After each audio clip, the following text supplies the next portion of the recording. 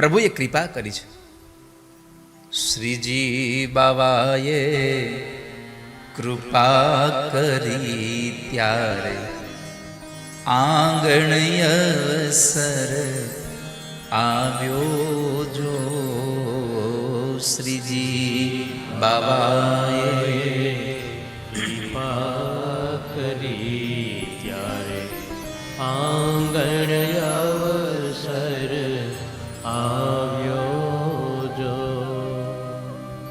આંગણ અવસર આવ્યો મારા વાલા, આંગણ અવસર આવ્યો જો.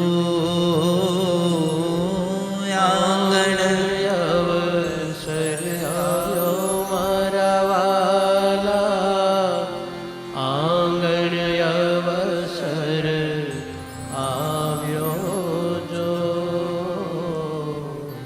આંગણ અવસર આવ્યો મારા વાલા, આંગણ અવસર આવ્યો જો. આંગણ અવસર આવ્યો મારા વાલા, આંગણ અવસર, આંગણ અવસર આવ્યો જો. આંગણ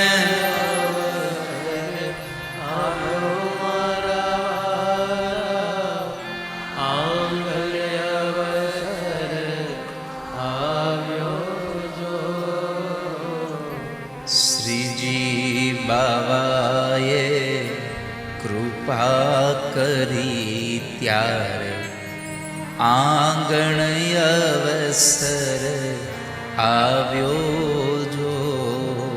શ્રીજી બાવાએ કૃપા કરી ત્યારે આંગણ અવસર આવ્યો જો. તો શ્રીજી બાબાએ કૃપા કરીને આંગણ અવસર આવ્યો છે.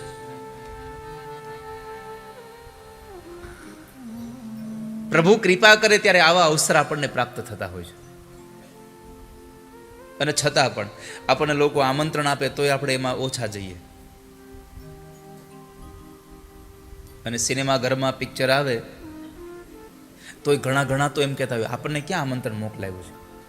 ખબર હોય ને કથા છે અહીંયા, પણ તોય એવી આમ લઈને બેઠા હોય. આપણને ક્યાં કીધું છે કથામાં જાય તો ટોકીજ વાળા તમારી ઘરે કંઈક કંકોત્રી મોકલાવે છે કે નવું પિક્ચર આવ્યું જોવા આવજો.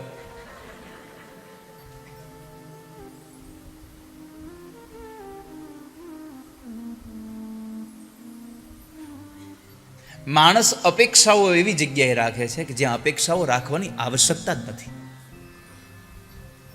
અને એક વાત યાદ રાખજો, આપણા દુઃખનું સૌથી મોટું કારણ છે આપણી અપેક્ષાઓ. અમુક વસ્તુની તમે ધારણાઓ કરીને જાઓ ને એટલે તમે દુઃખી જ થઈને આવો, ત્યાંથી સુખ ક્યારેય તમને પ્રાપ્ત થાય જ નહીં. મેં ઘણી વાર કહ્યું છે કે તમારે 5,000 રૂપિયાની આવશ્યકતા છે અત્યારે, અને કોઈ માણસ પાસે તમે 5,000 રૂપિયા લેવા માટે જાઓ કે મને અહીંથી 5,000 મળી જશે, ત્યાંથી તમને 4,500 આપે તો તમે ખુશ થઈને આવો કે દુઃખી થઈને આવો? ચિરાગભાઈ, 5,000 જ લેવા ગયા છો પણ 4,500 તમને મળ્યા છે, 500 નથી મળ્યા, તો સુખ થાય કે દુઃખ થાય? હે, તમે 5,000ની અપેક્ષા લઈને ગયા હતા એટલા માટે તમને 500 જ રૂપિયા ઓછા મળ્યા, તો એનું દુઃખ થયું કે 500 ઓછા આપ્યા, 5 આપ્યા તો પતી જાત મારું. હે, 4.5 આપ્યા એનું સુખ મળ્યું નહીં. કેમ કે તમે અગાઉથી તમારા મગજમાં તમે નક્કી કરીને ગયા હતા કે મારે 5,000 અહીંયાથી જોઈએ છે, પણ ખાલી એમ જ ગયા કે લાવને જરા એને વાત કરી જો, જે કાંઈ મદદ મળે તો તમને 500 રૂપિયા ન મળ્યા એનું દુઃખ ન થાત, 450 મળ્યા એનું સૌથી વધારે તમને સુખ મળત. આપણે બધાનું દુઃખનું કારણ છે અપેક્ષાઓ. બીજું, પરમાત્માએ જે આપ્યું છે એ સુખ નથી આપતું, આપણને જે નથી મળ્યું એનું કારણ આપણને દુઃખ આપે છે.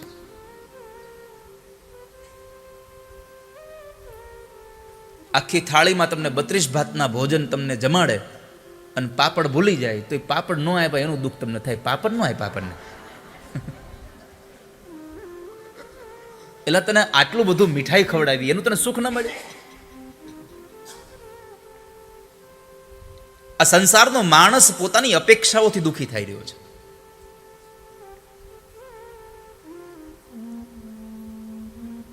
તો આ બધી જ વાતોમાંથી આપણને મુક્ત કરાવે એના માટે ઠાકોરજીની કથા છે, જેનાથી આપણે જીવી રહ્યા છીએ, જે પ્રભુ આપણે ત્યાં પધાર્યા છે.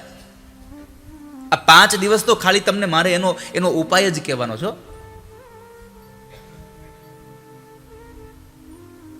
5 દિવસમાં જે કથા સાંભળો ને એને પછી તમારે જીવવાની છે.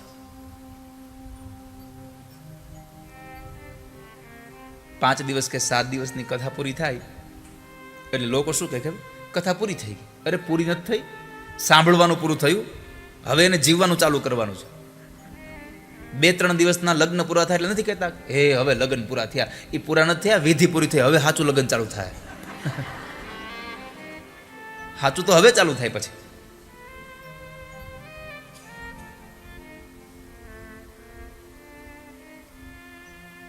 તો સંસારમાં માણસ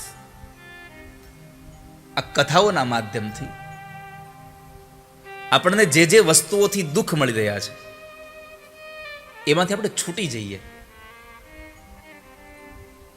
એટલા માટે ભગવાન આપણને પોતે સામે ચાલીને ઠાકોરજી પધાર્યા છે.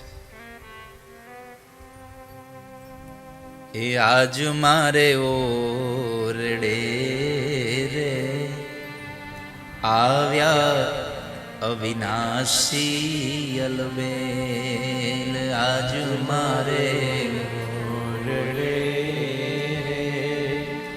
આવ્યા અવિનાશી અલબેલ. જો શબ્દ શું આવ્યો છે? કોના ઓરડે આવ્યા છે? હા, કયા ઓરડે? આ શરીર રૂપી ઓરડામાં ઠાકોરજી બિરાજે છે. અહીંયા ઘરમાં ઘર, એમાં ઘર, એમાં રહે દામોદર.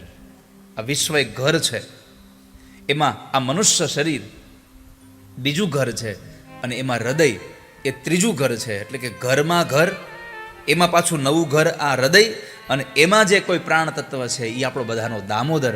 આ ઘરની અંદર આ આંગણે ઠાકોરજી પધાર્યા છે. એ આજ મારે ઓરડે રે આવ્યા અવિનાશી અલબેલ. આજ મારે ઓરડે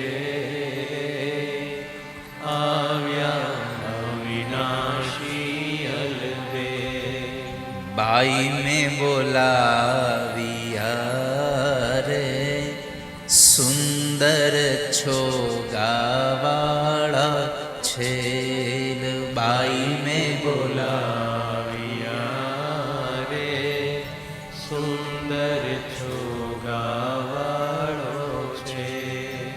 બાઈ મેં બોલાવિયા રે સુંદર છોગાવાળો છેલ. બાઈ મેં બોલાવ્યા રે સુંદર છોગાવાળો છે.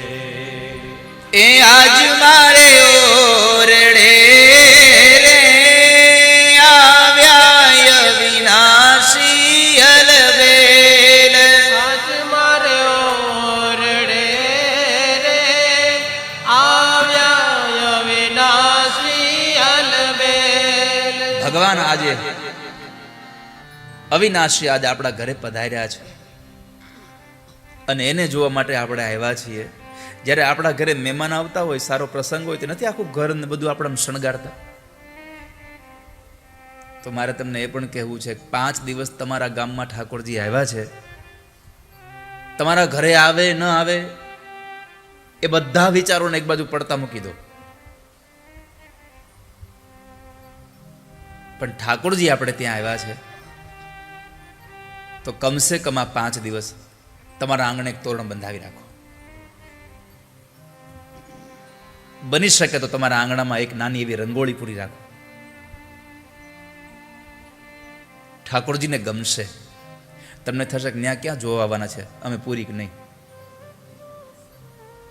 પણ એના માટે એક વાક્ય યાદ રાખો, તન કી જાને મન કી જાને, જાને ચિત્ત કી ચોરી. આપણા બધાના તન મનની વાતોને જાણે છે. તન કી જાને મન કી જાને, જાને ચિત્ત કી ચોરી. इसके आगे क्या छिपाना, जिसके हाथ में जीवन की दोरी. આની પાસે તમે શું छिपाવી શકો? કદાચ તમને એમ હોય કે મારી સિવાય કોઈને ખબર નથી. આ દુનિયામાં ગમે તે કાર્ય કરો, કમસે કમ બે લોકોને ખબર હોય છે, એક તમને અને એક ભગવાનને. ત્રીજાને કદાચ ન ખબર હોય, પણ તમને અને ભગવાનને બેને તો ખબર જ હોય. માણસે બનાવેલા આ સીસીટીવી કેમેરામાંથી હજી કંઈ તમે દૂર જઈ શકો, પણ ઠાકોરજીના આ કેમેરામાં તમે ક્યારે દૂર જશો? એ તો તમે બંધ બારણા કરીને કંઈક સારું કે નરસું કામ કર્યું તો એની નોંધ તો ઉપર પડી જ જવાની છે. માટે તમારા ઘરે એક તોરણ બંધાવજો, તમારા આંગણામાં એકાદી રંગોળી પૂરજો.